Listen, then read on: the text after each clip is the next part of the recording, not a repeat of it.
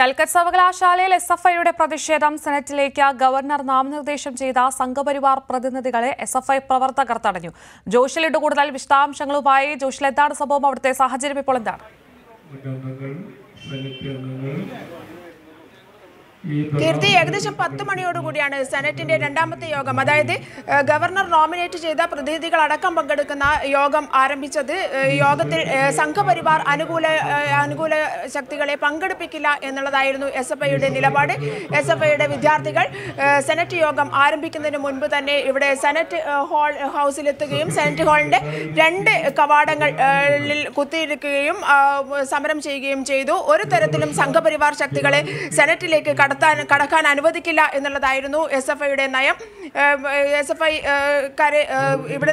പ്രവർത്തകരെ ഇവിടെ നിന്നും നീക്കുന്നതിനായി പോലീസ് അതിനു മുൻപ് തന്നെ ഇവിടെ എത്തിച്ചേർന്നിരുന്നു. പോലീസ് ഇവരെയൊക്കെ തന്നെ അറസ്റ്റ് ചെയ്ത് നീക്കുകയും ചെയ്തു. എന്നാൽ സെനറ്റ് യോഗം അരമണിക്കൂർ മാത്രമാണ് സെനറ്റ് യോഗം നടന്നത് ഇന്ന്. മാത്രമല്ല 6 പ്രതിനിധികൾ സെനറ്റിലേക്ക് VC നിയമിച്ച അല്ലെങ്കിൽ VC നോമിനേറ്റ് ചെയ്ത 8ഓളം പ്രതിനിധികൾ ഇവിടെ എത്തിയിരുന്നു. 8ഓളം സംഘപരിവാർ പ്രതിനിധികൾ ഇവിടെ എത്തിയിരുന്നു. അവരുമായി സംഘപരിവാർ ബന്ധമുള്ള ഈ 8 പേരെയും ഗേറ്റിന് വെളിയിലാക്കിക്കൊണ്ടാണ് എസ്എഫ്ഐ പ്രതിരോധം തീർത്തത്.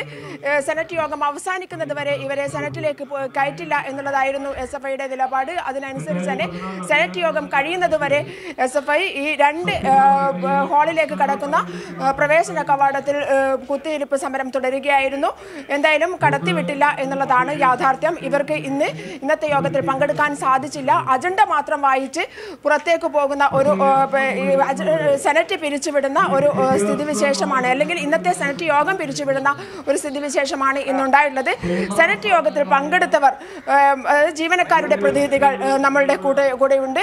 അവരോട് നമുക്ക് സെനറ്റിനുള്ളിൽ എന്താണ് സംഭവിച്ചത് എന്ന് ചോദിക്കാം. സെനറ്റിനുള്ളിൽ VCയെ കയ്യേറ്റം ചെയ്യാനുള്ള ഒരു ശ്രമം നടന്നു എന്നുള്ളതാണ് കേൾക്കുന്നത്. എന്താണ് സംഭവിച്ചത്? യഥാർത്ഥത്തിൽ ഇന്ന് സർവകലാശാല സെനറ്റിന്റെ ഒരു സ്പെഷ്യൽ മീറ്റിംഗ് ആയിരുന്നു.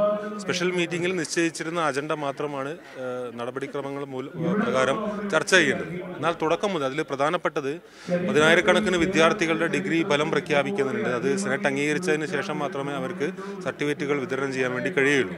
അതായിരുന്നു ഏറ്റവും പ്രധാന അജണ്ട. മറ്റ് ചില കോഴ്സുകളുടെ റെഗുലേഷൻ സെനറ്റിന്റെ അംഗീകാരത്തിനായിട്ട് വരുന്നുണ്ട്. എന്നാൽ തുടക്കം മുതൽ ഈ യോഗം തടസ്സപ്പെടുത്താനുള്ള ശ്രമങ്ങളായിരുന്നു UDF ഭാഗത്തു നിന്നുള്ള. ജോഷിലെയാണ് കൂടുതൽ വിവരങ്ങൾ നൽകിയത്.